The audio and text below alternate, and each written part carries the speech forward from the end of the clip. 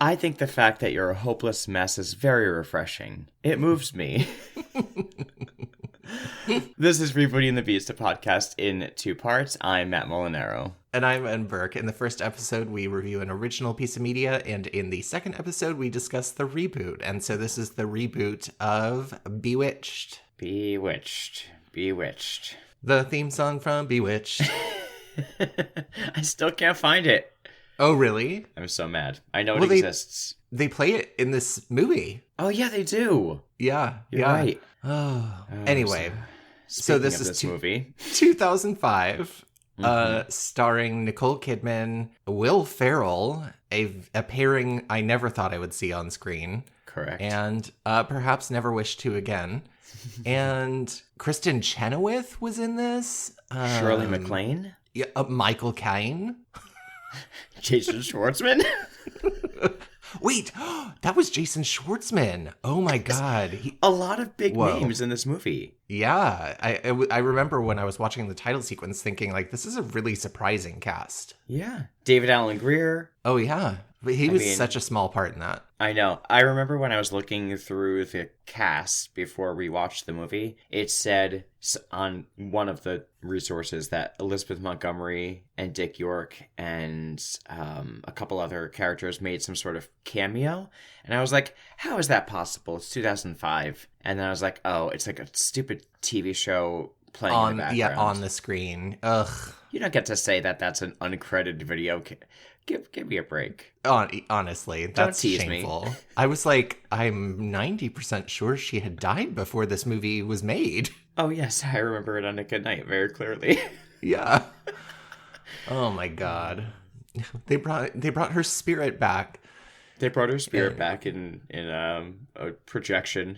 Yes. And we're calling that a cameo these days. Gosh.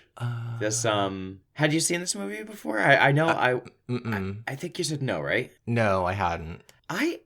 After watching it, I don't remember if I've seen it still. It kind of rings a bell, but I was so... Well, I hope now that you have seen it for this, you do remember that you've seen it. Now I'll never forget it. Now I'll never forget it. Oh my God, I'm just looking at this now too. Amy Sedaris was in this. I forgot. Oh, who was she? She was the Neighbors. Gladys. Oh, right. And who's the guy? I recognized him, but I couldn't place him. Oh, Richard Kind is the actor. Richard Kind, thank you. Yeah, okay. Yeah, he's like an actor I feel like who was in a million gajillion things. A million things, yeah. You know? I remember him from did you watch Mad About You back in the day? I sure did. I loved that show. Me too. Yeah, anyway. Okay. So Bewitched. I just want to preface this by saying we've said this, I love Nicole Kidman. Yes. Actually, like a lot of these actors that we mentioned, a lot of them. Me too, yeah. And Will Ferrell, I don't always like his work, but I like Will Ferrell, actually. Yeah. I do. I like some of his stuff. It's just a little bit repetitive. Yeah, there's a couple of scenes in this where I think my notes reference like, and now he's playing his character from Elf. Right, which is him playing his character from whatever, Anger Management or whatever he was in. Yeah. They're all blend together, all those actors of that time. But wow, what an unusual combination, I thought, of people. Mm-hmm. And I thought, and how playing are they outside, at least Will Ferrell, for the most part of the movie, like playing outside his typecast. Yeah. But yeah. We'll discuss. We will discuss. What's the summary? The summary, the little IMDb blurb is, thinking he can overshadow an unknown actress in the part, an egocentric actor unknowingly gets a witch cast in an upcoming television remake of the classic sitcom Bewitched. Yeah, I would consider this more of like a spiritual successor than a true reboot, personally. Spiritual successor. Okay, spiritual successor. Welcome to the stage, spiritual successor. Yes. That would also be double points in these categories. Yeah. Wow. I mean, and what a word for this, but yeah. It's rebooty for sure. It's Yes, definitely not a yes. reboot. It's rebooty. Reboot E, yeah. When I saw that, I was like, oh, okay. Now I'm remembering the trailer for this movie. Oh, I don't think I remember the trailer still. Yeah, I remember this concept because I was like, Will Ferrell is going to be Darren? And then I remembered when I saw that, I was like, oh, that's right. He's like an obsessed super fan. Yeah. Interesting concept, I guess, Yeah, yeah. with a little twist. So, Nicole Kidman plays a witch named Isabel, and Will Ferrell is, I think his name is Jack. He's Jack. like Yeah. a kind of a movie star Insufferable. who he's extremely insufferable, but a movie star whose career is kind of on the rocks. So he's like moving into television, basically, Yeah. is sort of and he's going to remake Bewitched. Yes, and he's desperate for it not to be another flop because he's coming off of Yes. some sort of like scandal or divorce or some Or both, or something, publicized yeah. thing. Yeah. So we open with Nicole Kidman like flying down on a broom, doing some mind control to like buy a suburban home, and then like drive away in a brand new car that she also like magically manifests. She seems to, instead of wiggling her nose to do magic, she tugs on her ear to do magic. Yeah, like Kind of she's a- Carol Burnett. Carol Burnett, yes. We need to. Okay. Nicole I'm Kidman ready. looks great. She looks great. Just in general. That's just a statement for all time. Nicole Kidman looks great. Yeah. But she looks great for like this type of little character, kind of a take on Samantha. Yes, like But a 50s modern day. housewife. Yeah. Yeah. But not so modern day because she's like removed from Earth, it seems like. We'll get to that. But there's no similarity to Elizabeth Montgomery No, playing Samantha whatsoever. No similarity. Not at all. Zero similarity zero. through the whole movie. I would say this is one of the most written by a man women characters that I've seen in a movie in a while. Amen. And the one thing about this scene and all the magic, it was cool, Yeah. But I understand, like, Bewitched took some liberties itself with what magic could and could not do at different times, as the TV show did, the Yeah, TV series yeah. rather. But I think it was kind of like in on the joke. Yes. What are the limits of her magic? Honestly, like She it just- seems like she can do anything. She's like a god level witch in this movie. Right. And where did that go? At some point. Anyway. Right. Also, she Okay. walks very strangely. Don't you notice? Yeah, very bouncy. Yeah, it's like she's never walked. She's new to the human plane, maybe. I don't know. Okay. But she runs into her father, Michael Caine, in Bed Bath & Beyond. And, That's right. okay, we've talked about her character being written by a man. It is not helped by the fact that the entire movie she's doing essentially a Marilyn Monroe voice. Yes, it's a very strange. Oh. Well, she's not British, but she... Yeah, I don't know why the first one was British. I had Yeah. to tone it back a little bit there. But it's very breathy. It's very breathy. Speaking through a cloud. Yes. What's happening? It's really distracting. But, he's like, what are you doing? Essentially, it's kind of the same dynamic as Bewitched, where she like is giving up her magic or wants to stop using it and live a quote unquote normal human life and not be a witch anymore. And her dad is like, that's stupid. You're never going to be able to do that.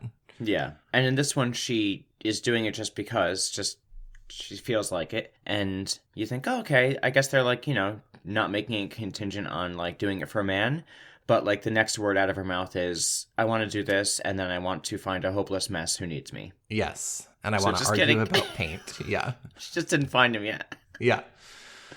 I did like that she was doing, I forget what it was. She was in, I think she was in the store, and she needed to get something and she couldn't afford it or something like that. So she made the credit card machine not decliner, or she like... Oh, I have a note on that. She takes out like what looks like a tarot card and like sticks it in the that's right. register, and it like accepts it as a credit card or something. Yes, that's it. thought And I that did was write funny. down, I want to do that, number one. 100%, yes. And after she did that, I think she was like, okay, that's my last thing, which I thought was kind of a cute nod to the first episode that we watched. Yeah. Maybe one more time. Maybe I'll wing yes. off. Yes. And I did like the line where she's like, I want to have friends and I want to go to the coffee bean where where the problems we discuss are all unsolvable. Yeah. And I was like, okay. I don't know like exactly where that reference comes from, but I get it. You know, you meet up at a coffee shop with your friends to kind of like talk about your troubles, I guess. Mm-hmm. Maybe that's like a Friends reference. Yeah, I hope so. I hope it's a Friends reference and not women's problems are so silly. Yeah. reference. Okay. So then I think we cut to Will Ferrell, right? Yeah, Will Ferrell and Jason Schwartzman being douchebags. Sorry, you say Jason Schwartzman, but my notes say Ringo Starr. That's weird. He's dressed like Ringo Starr. He acts like a caricature of a... do you remember Leisure Suit Larry? Matt, stop. Yes, of course I do. I've been watching like Sierra video game like playthroughs recently, so it's been actually top of mind. That's so funny. That's like what he is. Yes. He's Ringo Starr meets Leisure Suit Larry. Deep cut. Oof, man. So, they're trying to get him cast in this remake of Bewitched, and he's talking about how he always wants all the characters for the original characters of the show. He's a super fan. He's like, and Dendora and blah, blah, blah. And then his agent pulls him aside and is like, this has to be about you. Don't be a pussy. That's their words. You need to be the star. And you don't want some like big name cast opposite you. You want this to be like your vehicle for a comeback. Mm-hmm. So he loses it and starts demanding things. Like he wants an unknown in the lead for Samantha, and starts asking for like a leopard and a diamond collar and all of these things. And they're like, what? Yeah.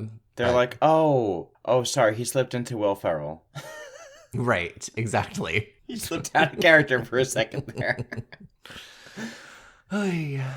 And then we cut back to Isabel, who is very excited about things like turning on sprinklers and microwaving popcorn and using dimmer switches. Oh, yes. Household duties of a little lady. Well, again, though, what is her life that these are so unfamiliar to her? Hello? It doesn't make... This is the biggest thing throughout the whole movie that it drives me the most nuts. Where she's like, a fork? I've never heard of a fork before. Like, maybe if they had made her an alien, it would have made more sense than making her a witch. Yes. What are you doing? Is she an alien? Yeah. Has she assumed a human form on Earth? Is that not what she is in another place? Because everything from walking to, simple concepts of conversation are completely foreign to her. But she's able to manifest a car and a home and go to the store and use a tarot card as a credit card. Yeah. But then she has no idea what's going on. And then she also is aware of the TV show Bewitched. Right. She wanted to watch it as a child, and she wasn't allowed. Uh-huh. So she is aware of TV shows. On TV, where she watched human beings doing the things that she's baffled by here. And she went to Bed Bath & Beyond and bought a bunch of products for her home. So she it's like there's random holes in her knowledge about humanity. Which she never needed to have any of those holes of knowledge. Why did they keep having her be perplexed by a ficus? I don't know. But anyway. Okay, so they audition a bunch of Samanthas, a bunch of unknown names for Samanthas, some local talent, and they're all terrible. It was kind of funny, those little montages of them trying to Samantha. Yeah, them trying to nose twitch was funny. Yeah. Unfortunately to me, Nicole Kidman's audition as Samantha wasn't much better. I mean, she did the nose twitch, don't you think? The twitch was that's it. Well, yeah, sure. And you know what? I mean, I think They could have found another nose wiggler. Anyway, I'm sorry. It's a Nicole Kidman movie. I'm not trying to write her out. I love Nicole Kidman. But I'm just saying, just the nose wiggle. That's all it took. One nose. You could have 100 noses in a room, and all you need is one to wiggle the right way. Yeah, which, they have their little meet cute at a bookstore where he sees her twitching her nose, and he's like, I must have her. Mm-hmm. And I have a note here that I forget who says this. Oh, maybe it's Will Ferrell. But he says, my heart is pounding and I'm feeling very weird tingles. That's probably Samantha, because that's Samantha, because I wrote, is she an alien? Exactly. Yeah, she's unfamiliar with any physical sensations. Yes, but then immediately the next scene, we find out that the script mirrors her life and she wasn't allowed to watch it as a kid. Right. So, let's see.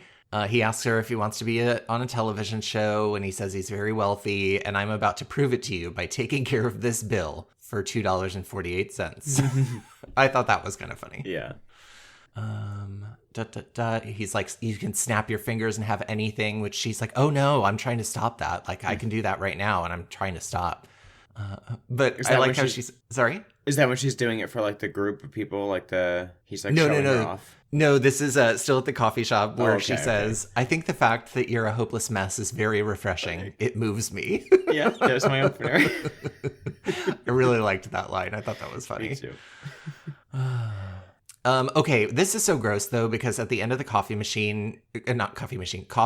shop scene, he's like trying to convince her that he needs to cast her as in this TV role, and he says, I need you. And she says, you need me? So this whole character's plot is about being needed by a man. Yes. Which was what she stated was what she wanted in the first place. Yeah.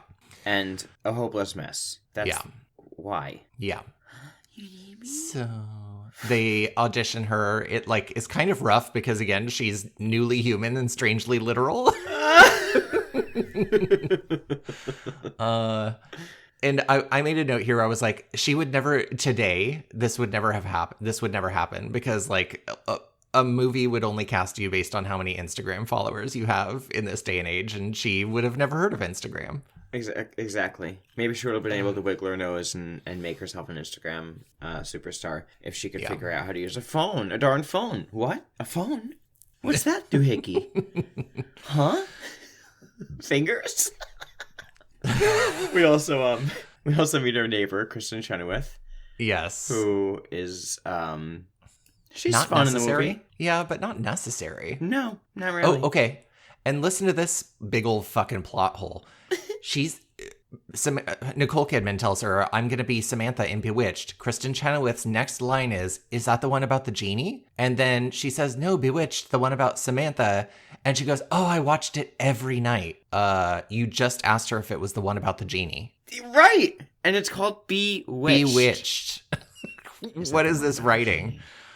They're like, we have to reference I Dream of Jeannie. We gotta reference it. How are we gonna do it? So strange. Lazy.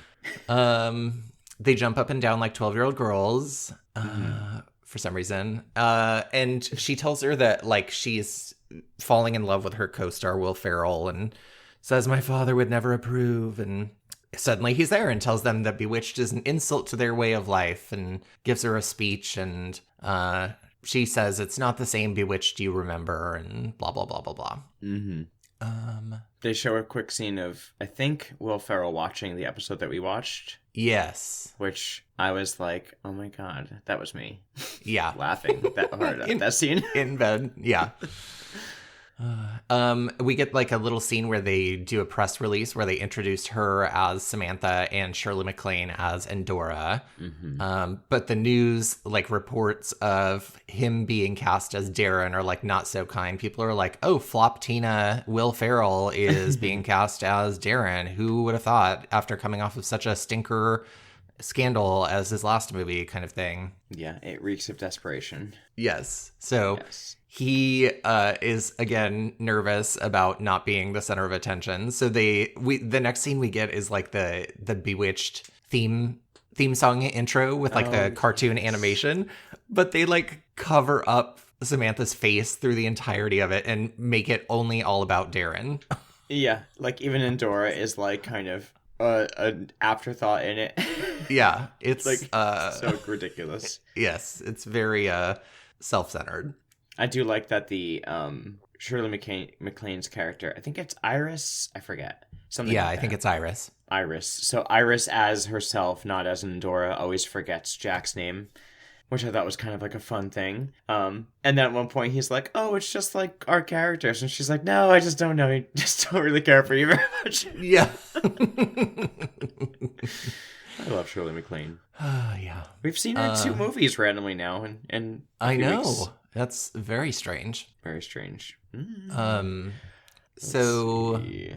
they film their first scenes. Shirley MacLaine keeps like pandering to the audience while they're filming. Oh my god. Very Moira Rose feelings. Yes. Yeah. I did like here they showed the freeze and unfreeze where they like put the drink in his hand. Yes. And how they agreed. did that like on set. And I was like, oh my gosh, that's like literally what you asked Yes. last week.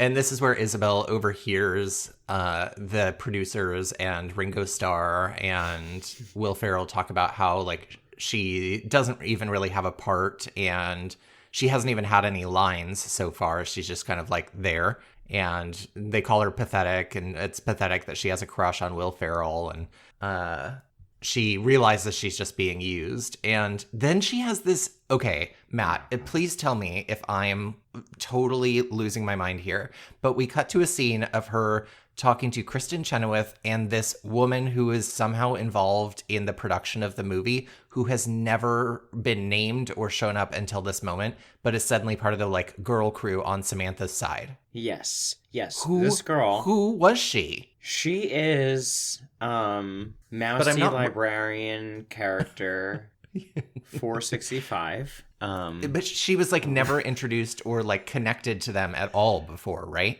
No, I think they showed her once in a previous scene, just kind of in the background, like power hugging a book or writing furiously on a clipboard, some stupid nonsense.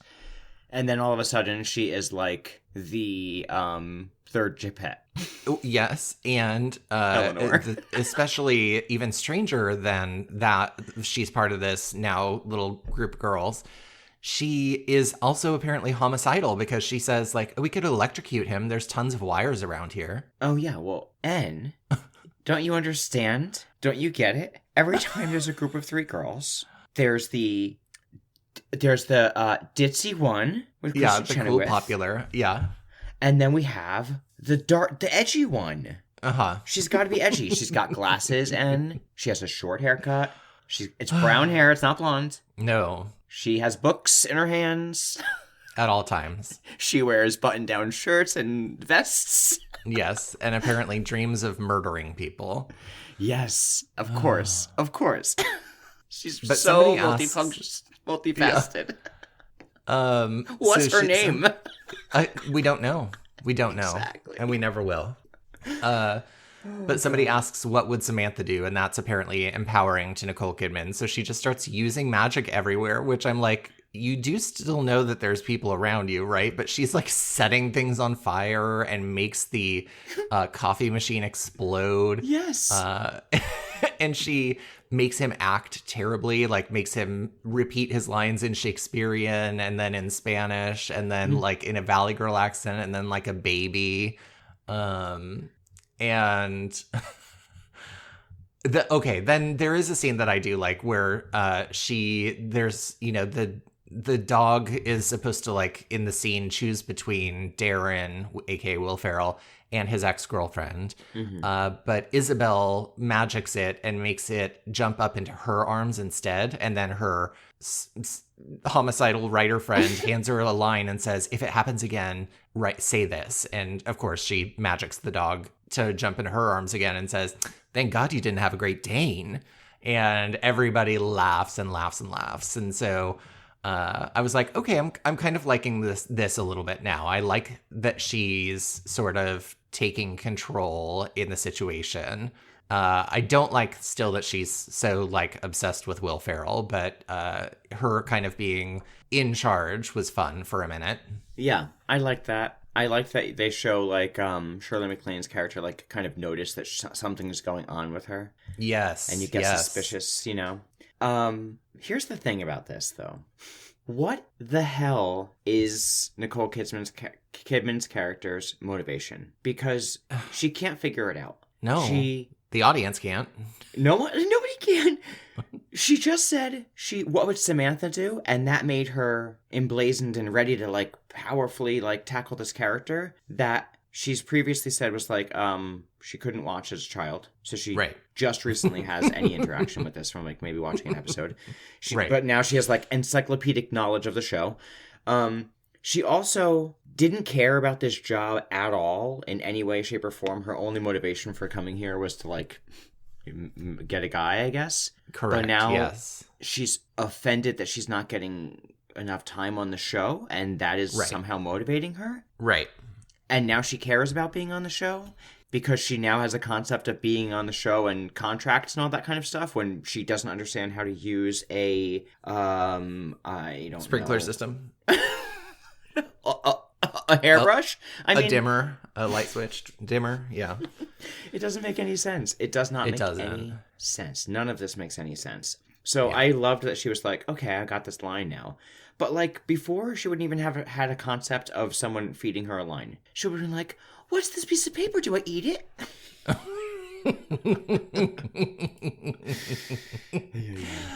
Okay, then we get a scene that I think is extra shoehorned in and very strange where, you know, Kristen Chenoweth and her are at her house trying to figure out how to, like, maybe they can find a way to make Will Ferrell quit. Mm-hmm. And then she, like, hallucinates. She has a doll of Samantha that wiggles its nose at her. It's unclear what causes this, but it happens twice in the movie. Mm-hmm. And then her Aunt Clara falls down the chimney with a bag full of doorknobs.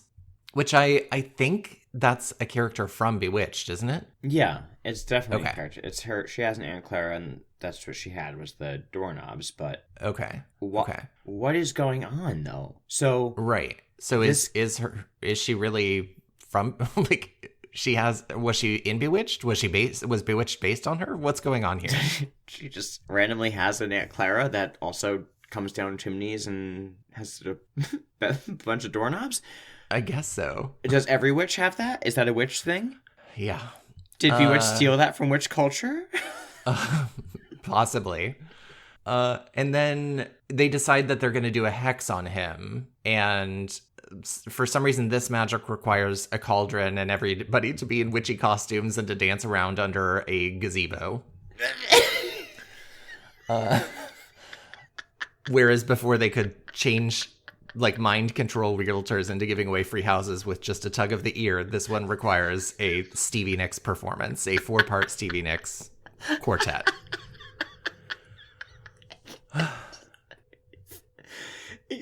I can't breathe. There's no notes. Thank you. And so then the next day, Will Ferrell is basically his character from Elf, and he's like missing Nicole Kidman, and finds out that she's testing through the roof, but his scores are at 32%, and he's like, we need to give her more roles, more lines. People love her. And it's just like really yucky and uncomfortable to watch. He's acting like a child. Yeah. He literally is his character from Elf. Nothing more needs to be said about that. Yes. Mush is amazing. God, love it.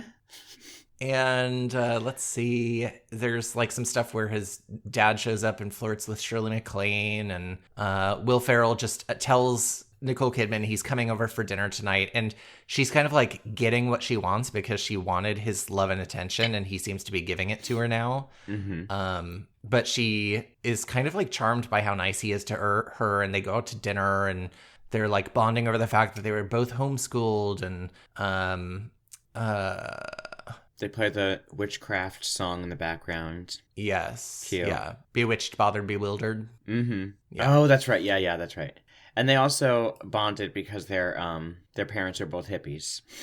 Yes. Yeah. What is this date, though? Yeah. And then at the end of it, she's like, we're about to kiss, aren't we? And he calls her his ruby jewel, his chocolate-covered strawberry. And then he meows at her. Why? I don't know. It was really yucky to watch. But just as she's about to kiss him, she remembers that he's under a spell and she's mind controlling him into loving her. And so she's like, maybe I shouldn't undo this. And then suddenly she's in two places at once and she rewinds reality and undoes the whole evening and the entire day and then undoes the spell. And we begin with him getting to work and hearing the ratings, and he's really angry this time because people hate him. And Nicole Kidman tells him he's a jerk and self-centered and selfish. And somebody, I think Ringo Starr, tells her, why don't you go to your trailer and take a Midol? Oh, yeah. That's fun. Yeah, there's a lot of that kind of stuff. Yeah. So they fire her, but she says she quits instead. And Will Ferrell like chases after her and is kind of like, I like that you're like the only person who would ever talk to me like that and like yell at me and tell me I'm a jerk and all of that kind of stuff. And he says some line about, he describes it as like watching Mikhail Gorbachev on ice, which I thought was funny because Mikhail Gorbachev dance, because I think he's thinking of Baryshnikov. And he convinces her to stay, and we get a bunch of cutscenes of them like filming together, and they are doing well, and after the director yells cut, they keep kissing, so things are happening. Ooh. It was really cringy. They don't have chemistry at all. Well, she doesn't have a character, so how can she have chemistry with anyone? Right. So it's very strange. You're not buying into this at all. You don't care. It's like when you have a friend that's dating someone and you're like, oh no. Yeah. That's what you're watching happen the whole movie. Yeah. And so then during the next day of filming, we do get something that made me laugh out loud, which was Will Ferrell's wife shows up and like is talking to Nicole, and she like makes some comment about like, I'm going to get my husband back and I'm going to have sex with him tonight. And Nicole Kidman makes a lighting structure fall from the ceiling and crush her to death.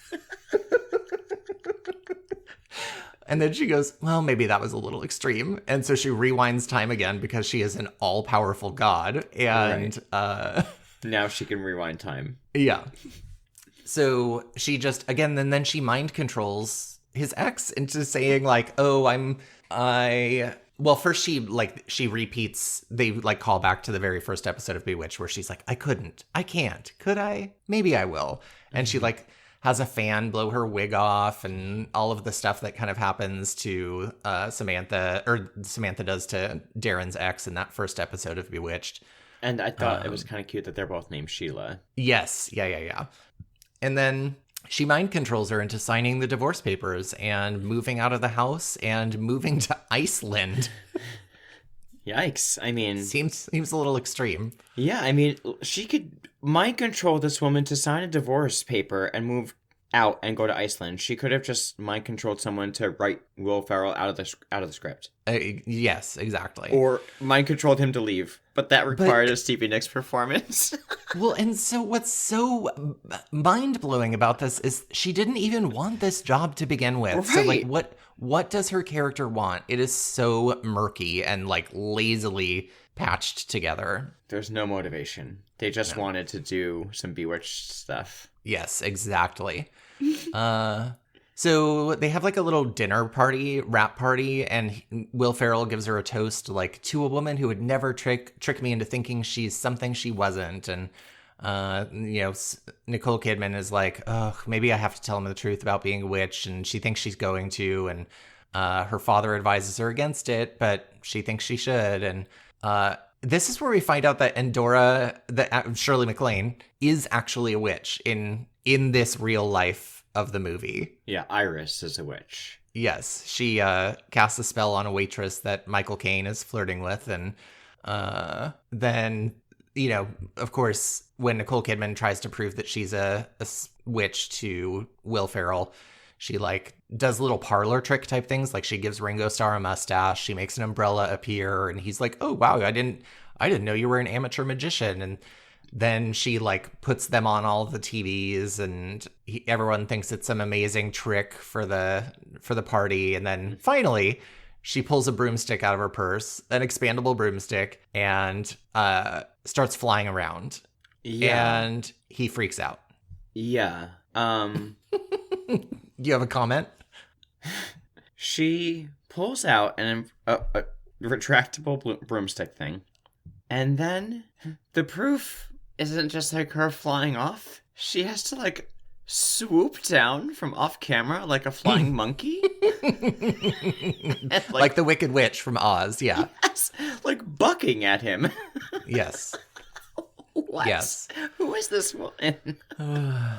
So this, and then what happens next is very unclear to me, but it seems like an amount of time has passed, but there's no indication of how much time. But the next scene is a police officer bringing Will Ferrell into the office looking like he hasn't showered in a week or like slept inside. And the police officer says he found him grabbing pennies out of a shopping mall water fountain and holding a bottle of ketchup. So I guess that's meant to imply he kind of like lost his mind? I guess so. That's it what was happens. Really very strange. That's what happens when you see a witch buck at you like that. You start to hunt for pennies and hold on to bottles of ketchup. Yeah. Crave wet coins. Yeah. I did like this line. So Kristen Chenoweth is checking in on her, and they're at the Coffee Bean, the little trio of ladies, and Kristen Chenoweth says like, "Are you okay?" And she says, "I'm fine. Last night I ate 3 burritos and smashed every dish in my house." Same girl. I loved that. Been there. Yeah. So she's like, "We're at the Coffee Bean. There is no solution." And so she realizes she's getting what she wants. She wants to have impossible solutions at Coffee Bean for some reason. They're auditioning for her replacement. And this is like, they're separated, but for some reason, they want us as the audience to believe that they're in love, and they couldn't stop thinking about each other because like he sees girls dressed as witches on Halloween and he's crying, and she keeps changing the channel, but every channel is showing one of his old movies, and blah blah blah. Blah blah blah. Yeah. And then we get the weirdest thing of all, which is Steve Carell showing up as Uncle Arthur from Bewitched, aka Paul Lynde. And that apparently was like Will Ferrell's favorite character in Bewitched, and he's like giving him some pep talk, and I don't fully understand. Oh, he's in the back room of the Conan O'Brien show, and he walks out on stage on Conan completely nude, but then he like wakes up, but then Steve Carell is still there as Paul Lynde. And this whole time, by the way, I was thinking they should have cast Ben de la Creme instead of Steve Carell. Oh, yeah. Because she did such a great Paul Lynde on the Snatch Game. Yeah. And then he realizes he loves her, and somehow they both know to go to the house on the set of their TV show and meet up there. And they kiss. Why? And then he says, "Why would that be such a special place to either one of them?" It was never established if it was, but somehow they both psychically knew to go there at the same time. That's where I'm gonna go. And Steve Carell, what is happening? I don't know. They were like, "Oh, we're gonna just put Uncle Arthur and Aunt Clara in here, right? And it doesn't have to make sense because people are just gonna like it." So, right. It felt like they were like, "Okay, we want to do Uncle Arthur." Steve Carell how do we did a shoehorn great him impression at a party once of Paul Lynde. So he would eat that up. Steve Carell was like, "Oh, great, I got to do a Paul Lynde impression on camera." And he was like, "Oh, there's no reason for it? Whatever. Cut me the check." That's what I would do too. So, because it makes no sense. Why is he with Steve? Why is he with Jack and not Samantha? No idea. He's supposed to be her uncle. Right, and he is like real in the show. So what's going on here? What is happening? But then they kiss, and he says we have a show to do, and then maybe after a while we can get married, and I guess that's all she needed. And so then we cut to 6 months later, and they're living in a house together, and Amy Sedaris and Richard Kind, did you say his name was? Yes. get a little cameo as nosy neighbors. So it's just kind of, again, pulling us back to the world of Bewitched. And that's the end of the movie. That is the only cameo that made any sort of sense. Yes, agreed. Abner and Gladys. Let's talk about the ratings. Okay. The IMDb is 4.8. Okay. Tomato meter, 23%. Oh, damn. And the audience meter, 28%. Okay, yeah. Those seem fair, yeah. I would say so. I'm trying to see if there's any trivia. We could do our ratings first, though, if you want. Yeah, I'm going to give this a 3 because it was slightly more entertaining to me than the 2 that I gave to Ocean's 11 a few weeks ago, but it's one of the worst things I think we've watched in this podcast endeavor that we're upon. What did I give Ocean's 11? You also gave it a 2. I'm going to give this a 2.7. Okay. It's a little bit better than a 2.5, but I can't give it a 3. It felt insulting as a Bewitched fan. Well, it felt insulting as a competent human watching a movie. Like, there was fucking nothing holding this movie together other than nostalgia for Bewitched. Right. There's so many things you could do with something like this. Right. You got the intellectual property to Bewitched, and this is what you came up with. Oh my gosh. And it's a movie, the plotline is about witches, and it's over the top. You can suspend belief, disbelief, and you could do different things. You could do so much. And instead you gave us a movie about a kind of airheaded woman who all she needs to be fulfilled is a man. Right. Gross. Why? Yeah. Oh God. All right. Well, let me see. There's a few pieces of trivia here. Okay. I mean, this isn't really trivia. That Aunt Clara has the doorknobs because of Aunt Clara in the show, so I wouldn't really call that trivia.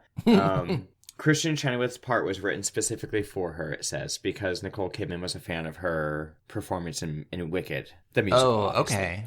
Oh, okay. So I think that's kind of fun. Makes kind of sense.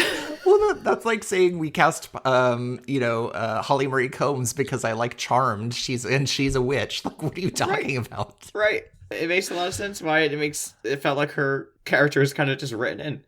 Yes.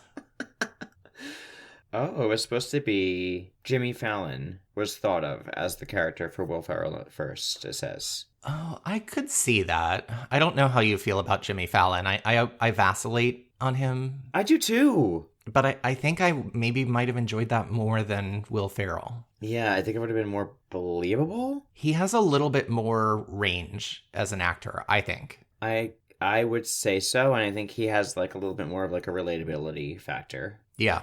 That Will Ferrell kind of doesn't have anymore. Oh, it also says that Jim Carrey was approached to play the role as well, but turned it down because of other commitments. That was a good choice. That would have been way better. It would have been better if, I think Jim Carrey is great in dramatic roles. So if they had given him, didn't just have him play cartoonish Ace Pet Ventura, whatever, character for this, and given him some depth and given Nicole Kidman some depth, it could have been a cute premise. But here's the thing. The premise itself of this witch ending up getting cast in the remaking of Bewitched, that's fun. You can do a lot with that if you give the characters some motivation and they have some chemistry. The whole idea of this movie was not bad. It was just that they had terrible writing and characters with no depth whatsoever. I couldn't agree more. Here we are. I mean, here we are. What else could be said? I think that's all that needs to be said, frankly, about this movie. At least. Oh wait, I'm sorry. There is one more thing we need to say. Oh, is this a beauty or is it a beast? A beast. A beast. Absolutely. A beast. Okay. At least we got Nicole Kidman in Practical Magic being a much better witch. Yes. Yeah. And that's coming back too, I think. Oh, you better believe if that comes back immediately. Yes, you will we'll see have to that cover it on your podcast feed. Yeah.